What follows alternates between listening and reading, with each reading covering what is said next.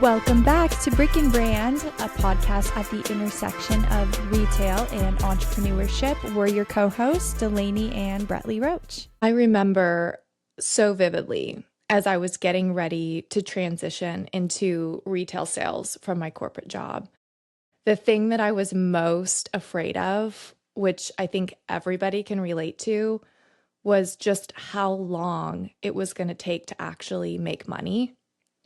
Everybody was telling me 2 years, 3 years, and it's terrifying. I had some money saved, but not that much. Right. And you're coming from a consistent paycheck and then all of a sudden nothing. Yeah. And I think I was about 1.5 years in, and I had cut back on all my expenses. I moved into a small studio. I downsized my whole life. I was so careful. I wasn't eating out. I wasn't doing anything. And every month, my bank account was going down, even though I was working harder than I've ever worked. It's a very weird feeling that I'm sure you can relate to. Oh my gosh. But, vividly. Yeah. Getting chills. Yeah, I don't want to trigger you, but but anyone who's ever done it knows what that feels like. And about 1.5 years in, I remember this moment that just kind of is burned into my brain. I was leaving the office. As usual, I was the last one to leave. It was late, going down the elevator, and I was checking my bank account. I'm not great at math, but I did some quick math, and I realized I've got basically 1.5 months or 2 months of rent left that I had enough to pay for and expenses. And just thinking like, oh my gosh, I don't have that much time left, or I'm going to have to get out of the business. And I could have asked my dad for money, but we don't do that in our family. We support ourselves. And so that wasn't really an option. I started getting checks like right about that time, very small checks to kind of keep me going.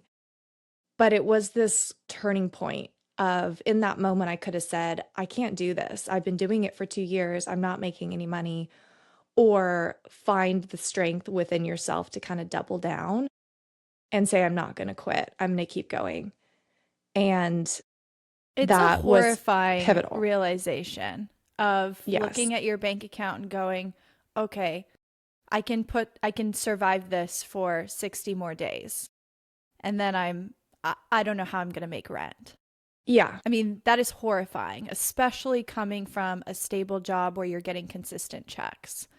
Right. And I just know, I mean, my palms are sweating right now because I'm so triggered, and I know exactly what you're saying. 100%.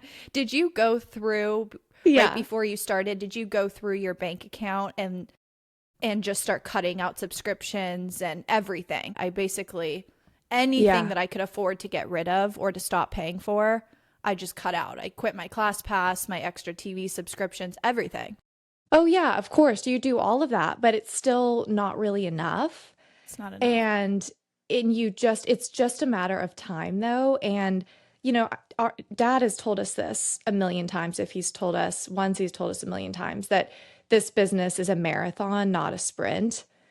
And I think that's the best advice, because at the beginning you're sprinting and you are saying, when is the money coming? When is it coming? And you don't realize that you could have 40 or 50 years of great income. You just have to get through that beginning part.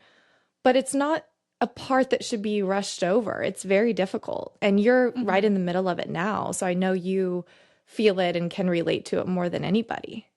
Yeah, I'm right in the middle of it, 1.5 years in, and I live in, what is San Diego? Like the third most expensive city in the country to live in. Oh my gosh. Yeah. So yeah, I'm getting allergic hives right now because I can relate to this so much. But I remember thinking in my corporate job, I knew exactly what my day-to-day consisted of. I knew what was expected of me, and I knew what my daily tasks were. Going into real estate, I remember the first day sitting at my desk and looking at my computer and just going, where do I start? What do I do? Do I pull up a browser? What website do I had no idea.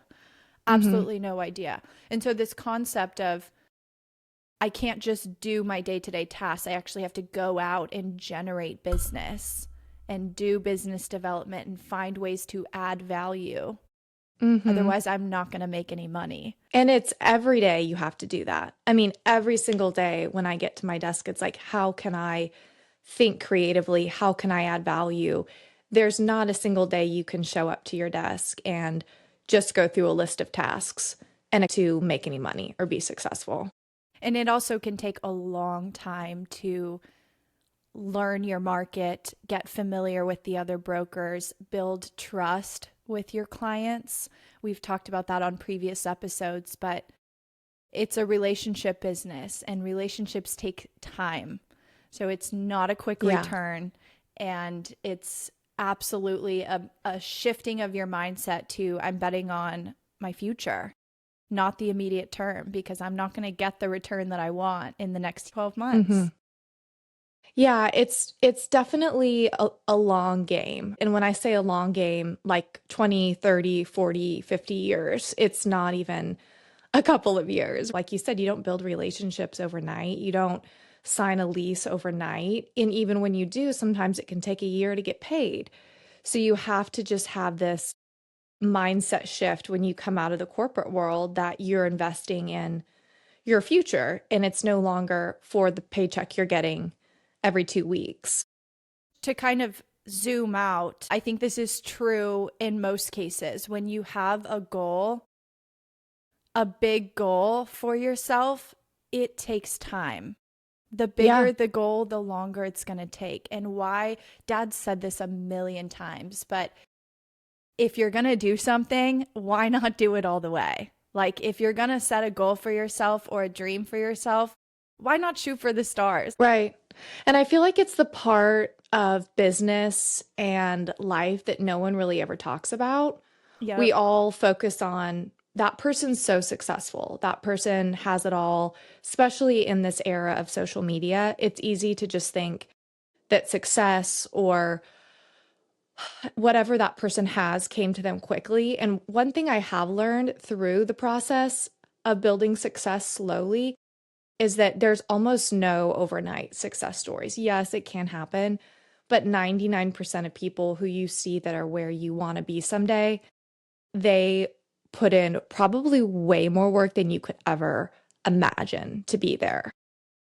Do you have people like that, or when you first started, were there people that you looked at and you were like, ugh, like, how did they get there? Because I feel I like I feel like do that all the time. yeah, no, I feel like I constantly do that. When I see someone who has a bunch of great accounts or better accounts than me, or they have all these relationships, I am envious of them. I want it Hmm. now. And I wonder, Hmm. yeah, what steps did they take to get there? Most of the time, these are people who are 20, 30 years my senior in the business. But Hmm. I compare myself to them and I wonder Hmm. why I don't have the same amount of relationships. Well, it's pretty Yeah. obvious why. But it's easy to think that, like, oh, I should be at that level 6 years in or 5 years in. Now that I'm thinking about it more, I think it's kind of funny that you and I, because I feel like we're both relatively impatient people. Oh, very Like impatient. when we have something we want to do, we're like, let's do it now. Let's get it done. Like, check it Mm-hmm. off the list. And I think that's why you and I are so aligned and on the same page because we're both like that, which is so interesting that we ended up in an industry that's very contradictory to that and has taught us Yeah. a whole new level of patience. But I think it's also so rewarding. Achieving goals is so much more rewarding when you've had to work your butt off to get there and it didn't happen Yeah. overnight. Well, I think we live in a society that really celebrates like instant gratification and speed to results. And we're just conditioned to expect to get what we want right away. And that's not how any real achievement comes to be. I mean, we work with founders all day, every day, Delaney, with all of our brands. And I get the incredible privilege of hearing their stories. And some of the stories are just they're incredible. They're almost all have a similar arc to them, which is Hmm. they started, they failed, they failed, they failed. It took years, and then here they are today. All we may see is that they're successful and they have this great business. But I mean, the time that they put in at the front end, that's the consistent theme in building anything I think that's worth building. If you can Hmm. build it overnight, it's probably not a big enough goal. You probably need to reset. Yes. And also building something that lasts, like the instant gratification, the quick cash, the quick money. I was a server for a long time. I worked in hospitality. I know what it's like to feel super good about walking out of the door with $400 in cash in your pocket. That always tells me the example of the founder of Nike, Phil Knight, who literally came up with the idea for Nike in his basement. It was called Blue Ribbon Sports, and he was importing shoes from Japan and selling him out of the trunk of his car. The sports market for clothing was dominated by Adidas and Puma, and he was constantly rejected. Like banks, investors, partners, his accountant literally was like, this is stupid. Stop what you're doing. His own Forget team. the Yeah. idea of building this brand. It's not going to work. Adidas and Puma have already taken over. There's no room for Nike. And it was the persistence and the obsession with, I'm going to make it and I'm going to build something bigger than all of you people believe, Yeah. and just wait. And obviously he did. I mean, how cool is that? Nike is a household brand Yeah. name that we're also familiar with. And it started with persistence, resilience, being rejected a million times and not giving up. I feel like you have to be a little bit delusional to be that persistent. And Totally. sometimes I think that about us. I'm like, how am I sane? Because what sane person follows up this many times or doesn't give up? All Yes. signs point to you should quit, but you Yes. don't. And Yeah. I have this weird thing where I don't know what this is, but the more I get rejected, which happens a lot for everyone out there, but the more I Does. get told no, or we're not interested, the more I feel like I'm going to double down on this. It almost like puts a spark in me of, okay, you're telling me no this much. Now I'm really going to get your business. And it's a weird thing, but I think you need some of that in order to build these companies that just end up taking over the market, because you do hear no so much. Any reasonable person would say, I'm done. I'm throwing in the towel. It's called being an entrepreneur. Everybody goes through it that wants to build something bigger than themselves or be a founder of something. Yeah. And it's unstable, it's uncertain, but it's betting on yourself. It's being told no a million times and still getting up the next day, believing in what you're creating and finding a way to get it out there again in front of more people, even at the fear of knowing you're going to be rejected. So I know that about you, actually. Do You're you a little know bit the crazy, story? but I love that. I'm a little crazy. Yeah. Do you know the story of Jamie Lima, Jamie Kern Lima? No, it sounds familiar, but I don't. What company is that? Or what company is she I heard from? her, so she started It Cosmetics. I heard her speak recently. She came to Dallas and spoke, and I can't not bring her up in this episode just because she has probably the most incredible story of rejection and persistence that I've ever heard. She ended up selling It Cosmetics to L'Oreal for $1.2 billion, and she's a billionaire now. But Whoa. But she literally, it was 3 or 4 years or more of pitching her product to Sephora, to Ulta, to CVS, to every brand you can think of. She would go and pitch. And she didn't just get told no, she had people that were brutally rude to her, and they criticized her looks. Everything that would be hurtful and wrong to do, they would say to her. I mean, like Like taking it to a criticize whole nother level. her as like an individual or her Personally. product? No, Oh, not even wow. her That's product. wow. It was awful. Yeah. That's horrible. And she did not give up. The courage that it takes to not only have your brand rejected, but you as an individual and a founder, and to still continue to put it out there. And she ended up making her way and finally selling to L'Oreal. I mean, that is huge.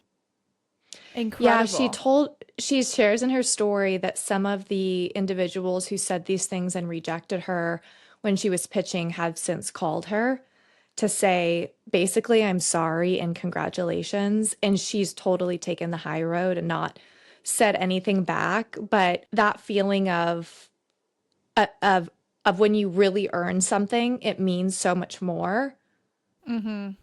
That's such a powerful truth. It's having patience and knowing that it may not pay off right away and it's going to take time. But I think something we need to pause on is, what does patience mean? Does that mean we're sitting on our hands and just waiting for the money to come in? No. I mean, patience is doing everything you can, working your butt off when you're not getting an applause, you're not getting any recognition, you're not getting any handouts. It's just head down, focused on the next step and doing everything you can to keep moving forward and getting better. I feel like our dad always talked to us about patience, and he would always say, patience, be patient. And I always hated when he said that because I'm like, no, I want it now. I don't understand. And our parents did such a good job of trying to teach us this. Do you remember whenever we wanted to buy something, a toy or whatever, a new Yes. blouse? Not only do we have to earn the money to do it through chores, but we had to wait another week or two, sometimes even a month, to think about, is this a purchase we actually want? Talk about patience. That's psychotic, but it It's works. insane. I remember sitting on the kitchen counter, shoe shining dad's shoes for work, and he would give me Shoe a shiner. dollar a shoe, $1 per shoe. So two per pair. And I would go through all of his work shoes and sit there and shine them. And then when he would come home, he would inspect them and then tell me if I missed parts and I had to redo it. And then when I finally accumulated my $5 or $6, I had to wait a minimum of 2 weeks before I could actually buy the thing that I wanted. Brettley, I still Yeah. use that method to this day. Maybe not Yeah. 100% of the time, but most of the time, if I want something to purchase a big purchase, I tell myself I have to wait 2 weeks to see if I Delaney, I do actually the want same. it. Yeah, I did except I'll not know you. sometimes We're think kind about of it for like sick. 6 months. Yeah. Yeah, we're But kind the of sick for that. principle, the principle it was a good one that we were being taught. It's that, I think I never understood what patience was. To me, it seemed boring. It seemed like you were just sitting around waiting for results. And I thought, no, I want to go out and get the results. But that's not what it is, to your earlier point. Patience is doing everything you can to get to your end goal, even when you're not seeing results, even when you're being rejected. And I know that you experience this in your everyday life, but the amount of days, weeks, months, I've been the first one to the office and the last one to leave. And I've been there on the weekend and I'm locking up and unlocking. And it's like, no one is applauding me. No one even sees this, but Yep. you have to be doing it for yourself. Leaving the office when it's pitch black at 7 or 8 o'clock at night, going home for 12, 13 hours, and then coming back at 6 in the morning when the sun's still just barely rising. And you're like, I have no life. This is all I do is I live here in this office. I live at Yeah. work. And just it's to your point, it's not glamorous. It's not sexy. It's head down through the trenches, but believing in what you're creating and not giving up on that Yeah. belief. 99% of success is unsexy. That's what I always tell myself. When I'm sick, when I have a headache, when I'm tired, when it's snowing, whatever the case may be, I'm working. I'm And it's like, showing why am I up. doing this? Because I Yeah. believe in what I'm building, even Hmm. when nobody's watching. And it's compounding. I think it's building that resilience within yourself of, I'm not getting the affirmation or the gratification that I want from the work and the effort that I'm putting in, but I know that I'm building and it's building on itself into to get me where I want to be. And it's so much, it's easy to talk about, but doing it and living it day in and day out and not seeing tangible results or money Hmm. coming into your bank account, I mean, it's horrifying. Like, we can sit here and chat about it like, we've made it, or, we can look back and say, be strong, hang in there. But somebody that's going through the trenches, and frankly, I am, it's hard. Yeah. It's very difficult to do. Um, but I also think, going back to what we said earlier, how much more rewarding. It's almost like faith in a religious sense. Like you don't see it, but you trust that it's coming. And you have to Mm-hmm. really have that deeply in order to keep going when you're not seeing the tangible results. And also hearing no.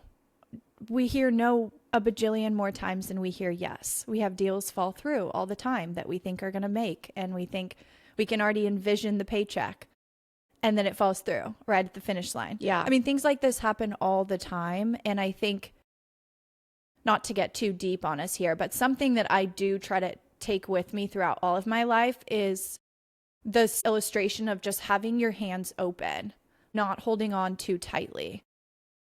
What's meant for me isn't going to pass me by. And if this deal dies and then it resurrects 2 years from now, it was meant to at that time, and it wasn't meant to work now. Being able to That's such an important do point. business without holding on for dear life, right? And suffocating the heck out of everything. That's something I want to double click on because I think it's so important, and it's a principle that's not just business related.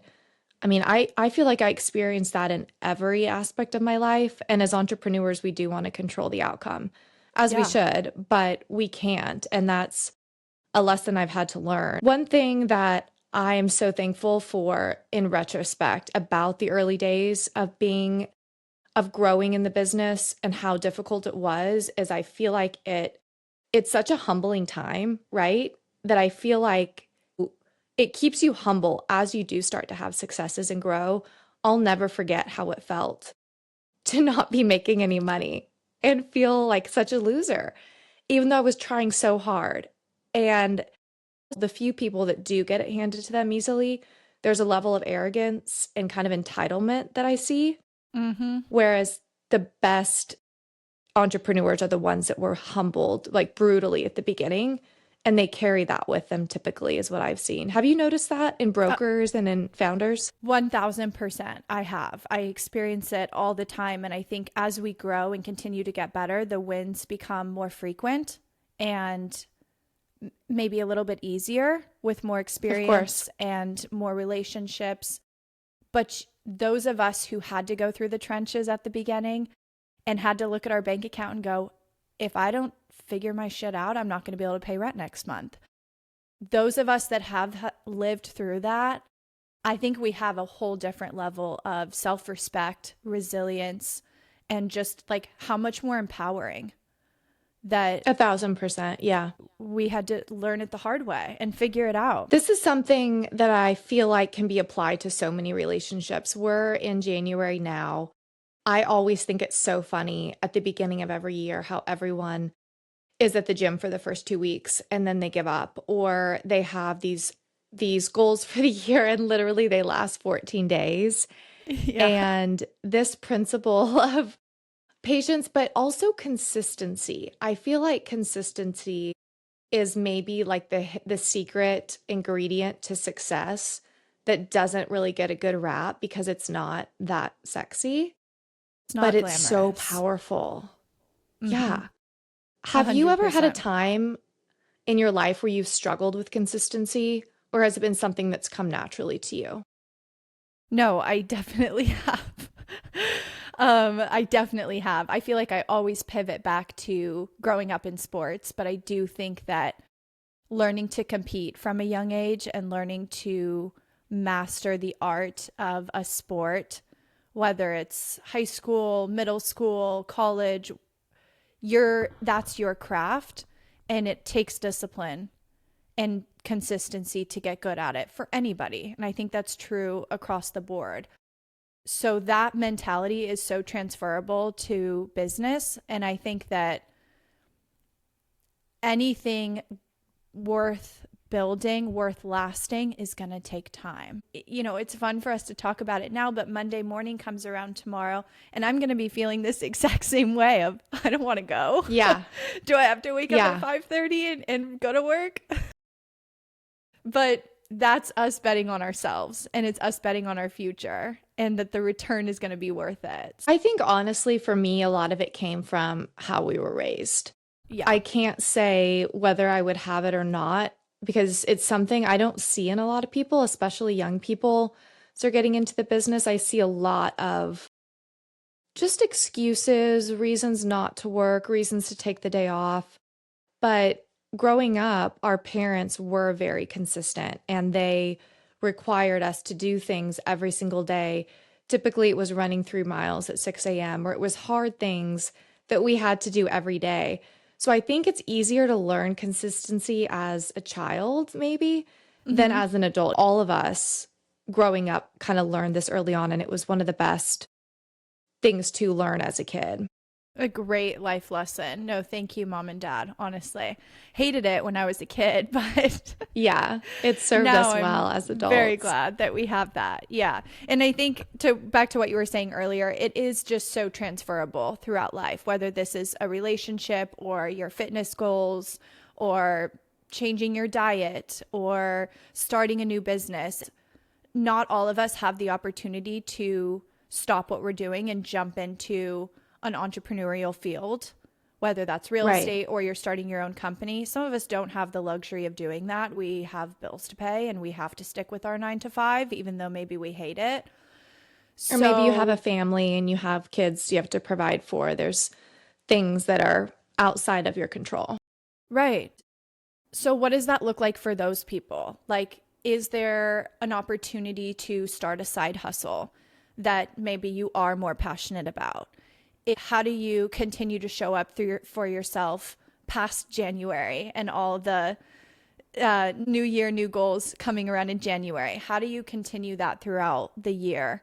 And to me, it's practice and it's knowing you're not going to see the results right away, but you will, and you will shift your mindset if you continue to put in the effort. So, you've obviously told on the pod all your 1,001 side hustles and businesses that you started when you were younger.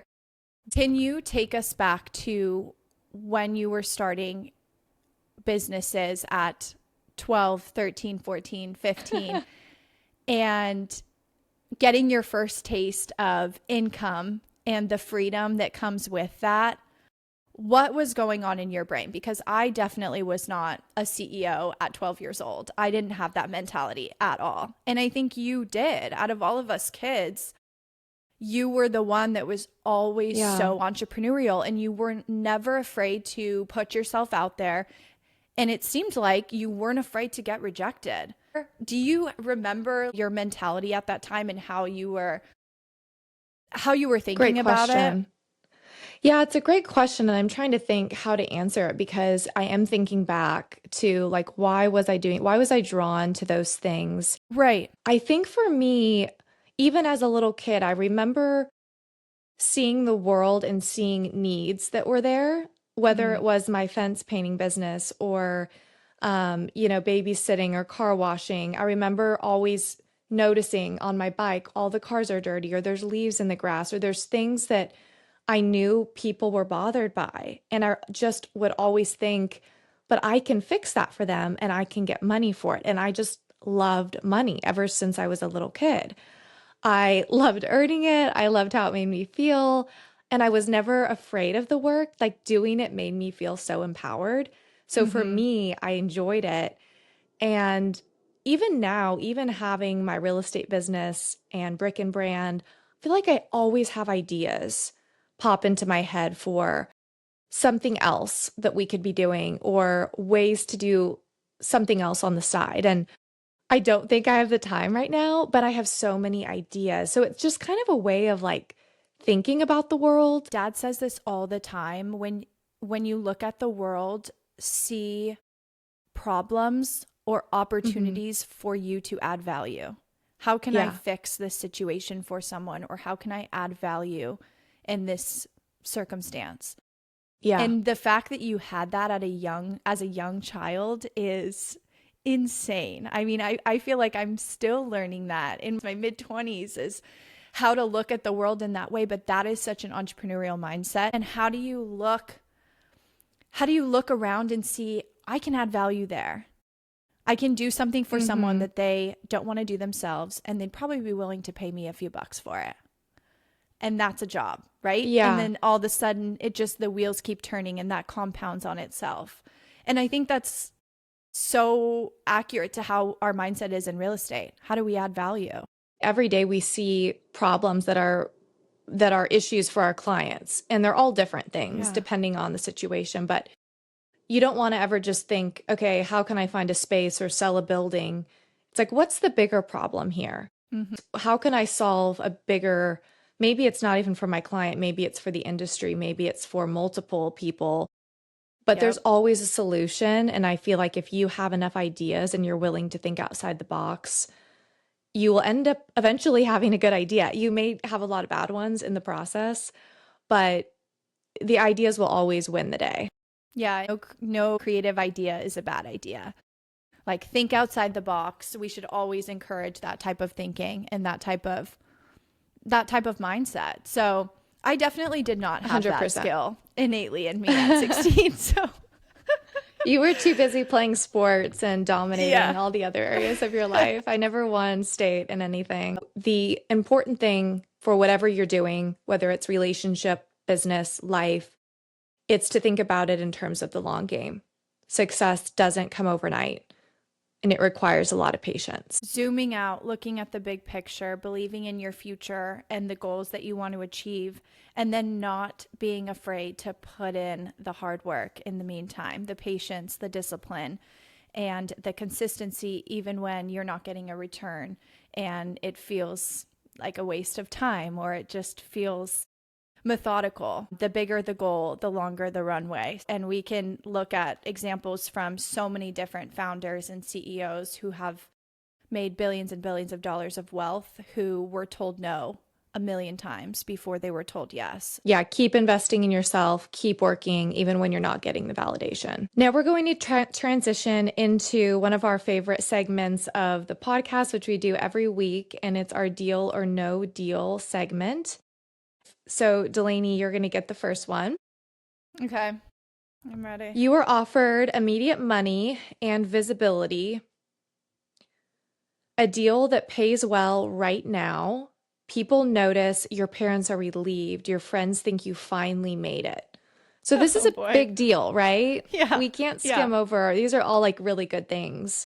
Yeah. But the trade-off, it's slightly off brand for you. It caps your upside. It keeps you busy, but you're not really building anything. Deal or no deal?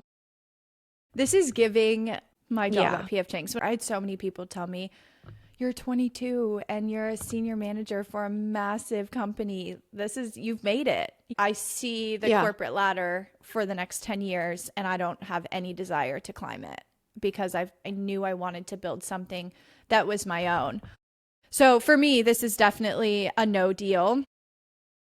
But that's because it solves today's anxiety. It solves today's problem of how do I pay rent, but it doesn't get me to where I want to be. So this is hard. I love a stable paycheck, don't get me wrong, but this is going to be a no deal. And I think we've all done jobs like this in the past. So there's no shame in doing this, but you can't do it forever. You have to do it with the end in sight. Question number 2, Brettley, for you. You are offered something that barely pays at first, maybe not at all, but it compounds. It gives you skill, it gives you reputation, a seat at bigger tables later once you've established yourself. And the trade-offs is it's going to take a lot of time. No one sees it yet, and you're going to feel behind for a while.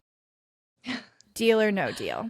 Well, I'm laughing because I feel like this is exactly what real estate was, like to the T. Exactly. So obviously it was a deal for me then, and it would be a deal now. But it took me a while to get to the point where I had the courage to take that step. So I think you have to be ready for it and be ready to commit. It's not something you should do lightly, but definitely if you have the ability to do this in any way, you should take this as a deal because this is the long game, right? This is your future getting better and better with compounding effect, even though no one sees it for a while. Okay, lastly, you take the safe path. You have steady income, predictable outcomes, and no real risk. What it gives you is stability, less stress, and a clear roadmap. The trade-off, your ceiling stays low, you stop stretching, and you always wonder, what if? Deal or no deal? Okay, I know this is meant in the context of business, but I feel like this in my whole life. Like this is so Yeah. transferable to a relationship, to your living situation, to your health and wellness. I'm good. I'm making rent. I'm saving a little bit, not a lot each month, but I've got steady income. I'm living very comfortably. Why would I take a 1/3 pay cut to jump into a career that I know nothing about? And It everyone's doesn't make telling any me sense. I'm not going to Yeah. make any money for the first 3 years. Yeah. But this is a no deal because it's betting on your future. Like, shoot for the freaking moon. And like, why settle Yeah. for any less? Betting on Yeah. yourself is so much more rewarding in the long run. So, this is a no deal. Yeah.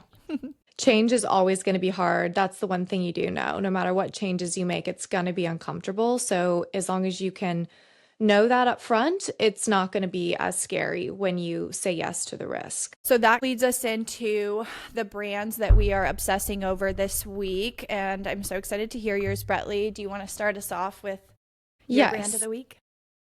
This is an easy one for me. It's one of my, well, yeah, it's probably one of my very favorite restaurants in all of DFW. And it's kind of close to home. Like it hits us close to home because it's actually close to home. I can walk to this restaurant. It's right up the street from where I live. Cute. And it's called Sachet. I don't think you've ever been there, Delaney, but I'll have to bring you next time you're in town. Yeah. It is just my go-to local spot. They opened in 2017 and it was co-founded by chef Stephen Rogers and hospitality partner Aleminson Yonder. Okay. Aleminson Yoder. And they are the couple behind Gemma, which is another great restaurant in Dallas. But they're known for creating these really warm, intimate, intentional spaces. And Sachet is light, fresh Mediterranean. It's coastal, Mm. so you can eat a lot and you still feel great. Lots of great seafood and hummus. They have these incredible Aperol spritzes.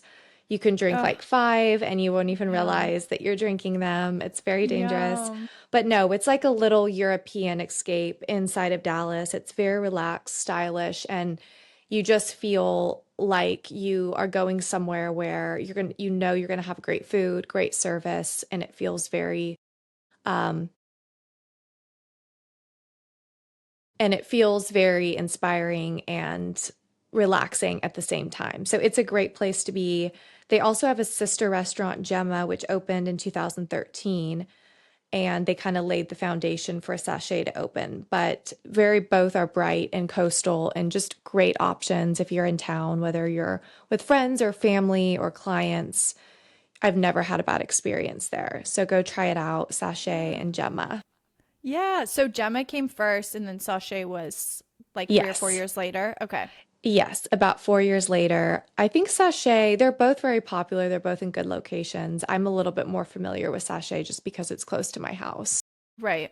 I love Mediterranean food though. I feel like it's one of the few types of food that's like you said, you can eat a lot and feel Yeah. great after. I can go Yeah. for a walk. I'm not sick to It's my awesome. stomach. It's such good food. Hmm. Also, we need to add sachet to the list for when I come back to Dallas. We have quite a few things to do. Oh, I know. um, Yeah. so my brand this week is Flow Corpse. It's a Pilates yoga studio. I actually stumbled across them on ClassPass. I'd never heard of them.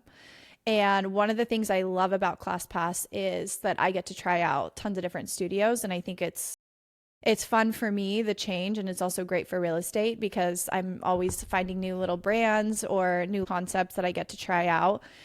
And this is one of those happy accidents where I just booked a class on a whim. It was a 6 a.m. class and I showed up. It was pitch black out. So, obviously, a great workout. I did the Mat Pilates class, but they also have reformer Hmm. Pilates, and then they do yoga as well. So Flow Corpse was founded by Nicole, and once I did some research on her story, I kind of started to look into the brand and where it was founded.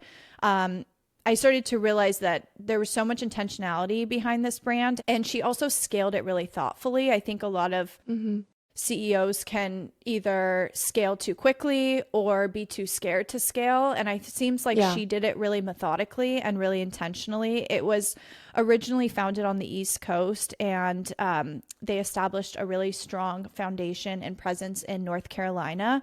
And then they recently expanded to Southern California, and they only have one location, and it's at the Forum in Carlsbad. So I'm just super excited to continue going back to Flow Corps and keep taking their classes. And I can't recommend it enough. If you're anywhere in the vicinity of Carlsbad, you've got to go try it out. And I think, honestly, there's so much health and wellness in Southern California that coming from the East Coast and going, no, I know my offering and my brand has something that you guys don't already have.